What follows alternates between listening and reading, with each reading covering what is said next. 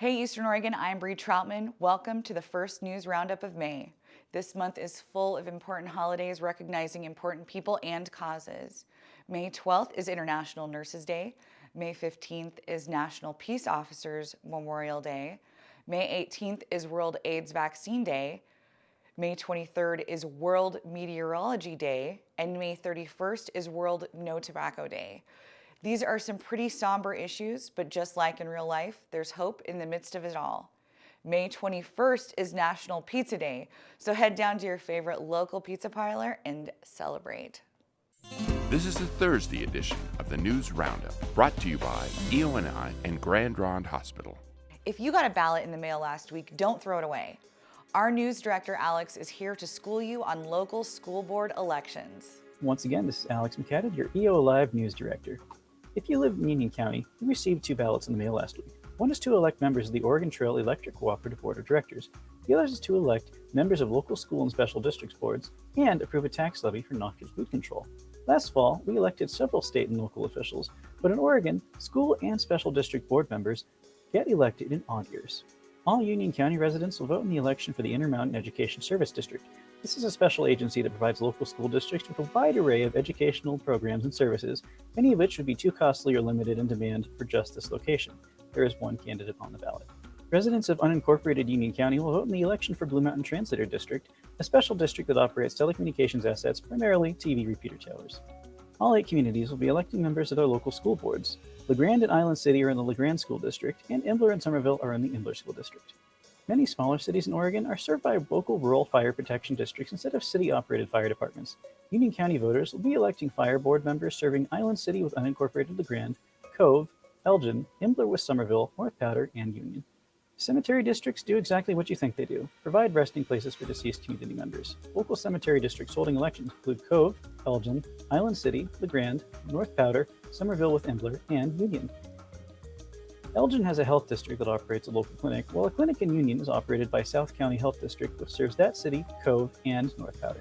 Elgin is a parks and recreation district that manages community parks. Their staff are all employees of the city contracted to work for the district. The Island City Sanitation District treats and recycles wastewater. These districts are important community policy-making bodies, many of which have the power to levy taxes. Legislators and members of Congress often consult these local districts for policy information. It is crucial that everyone votes in these elections to ensure that they have broad community support for the services they provide. These districts are important community policy-making bodies, many of which have the power to levy taxes. Legislators and members of Congress often consult these local districts for policy information. It is crucial that everyone votes in these elections to ensure that their leaders have broad community support for the services they provide.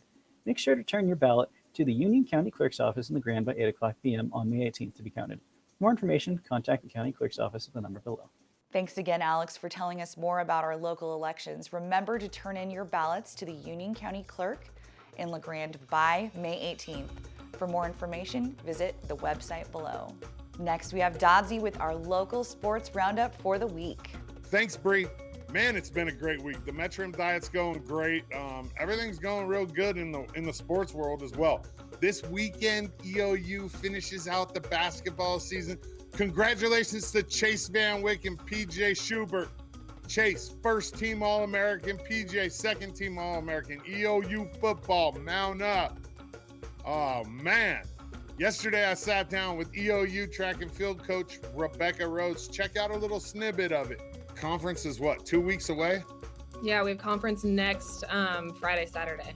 And then this weekend, I was looking at the schedule. There's like 3 different meets, right? Yeah. So we have one meet. We're taking a small group to the Oregon Twilight, so at University of Oregon. And then there's a meet called the Portland Twilight. And so we're taking a group there as well. We have some of the athletes from the Oregon Twilight doubling back in the Portland Twilight. Yeah, it's kind of cool because they're both Twilights have limited events, and so some of them we want them to be in the big time in the big world at University of Oregon, but we still want them to compete in like the 400. So like Jasmine and Cody are both going to double back in the 400. Travis, Hunter Nichols, and Michelle are going to double back in distance events at the Portland Twilight. And then we're bringing over some of our 400 hurdlers who didn't quite get into the Oregon Twilight, but they're going to run at the Portland Twilight. And then we have another meet. C of I is hosting a last chance meet, like a last chance qualifier to conference or to nationals. So we're taking a small group over there too. So we're not really doing everybody this weekend, but we have lots of moving parts and everybody's kind of, we're going to be, coaches are going to be a little crazy. So Yeah. the C of I meet, that's basically people that haven't qualified that are right on the cusp. Yes and no. So it's some people that haven't qualified that are right on the cusp, or there's some people that maybe an extra meet going into the conference meet would give them a little bit more confidence, or a little bit more just another round, so that they can either brush up on their throw or brush up on their event. And they're actually going to host a last chance deck. So we have 2 guys who scored 5,900 in the decathlon. 6,000 usually makes it into the national meet. So we have 2 guys that are going to kind of take a stab at trying to hit a national qualifier Saturday and Sunday in the decathlon. Exciting things happening, man. We had 3 All-Americans in volleyball. It's just, everything's going good in the sports world.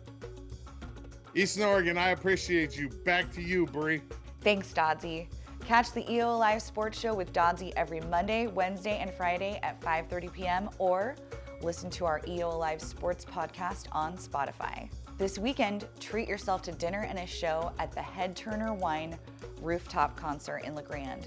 Festivities kick off at 4 p.m. on Saturday at Marketplace Family Foods with a free Head Turner wine tasting.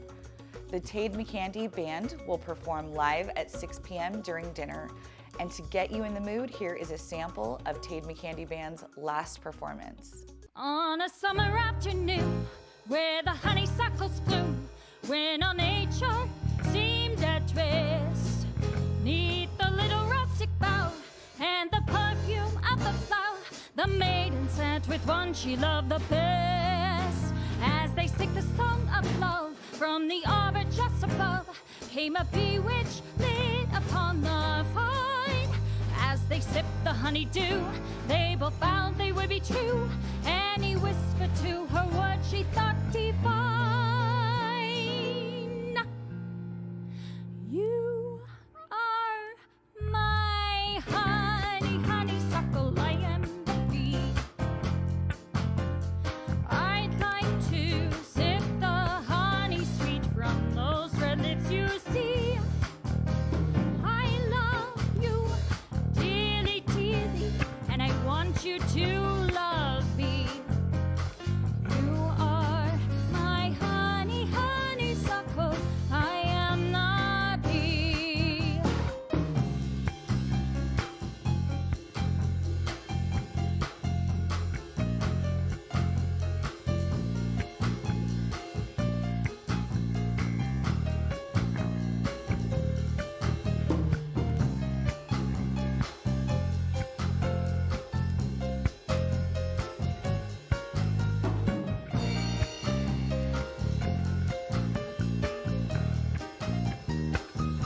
Tickets cost $20 per person and must be purchased in advance at the link below. Attendees will dine on a salmon or tri-tip entree with wine followed by dessert. You will not want to miss it. Buffalo Peak Golf Course will hold a Tour Edge brand demo day on May 9th from 11 to 3. An announcement from the course encourages you to bring mom out to get her fitted. The annual Ladmarsh Bird Festival is scheduled for May 15th through 16th from 6 a.m. to noon both days. A number of birding stations will be staffed by local birders on Saturday to assist novice birders in finding and identifying birds. Also included in the event are an evening presentation, field trips, and a kids activity area where young people can build a birdhouse. Sign up to become a junior birder or participate in other fun activities. For more information, visit the Friends of Ladmarsh website. Thanks for watching Eastern Oregon. I'm Bree Troutman. Tune in next week for more local news and make sure to listen to our podcast on Spotify.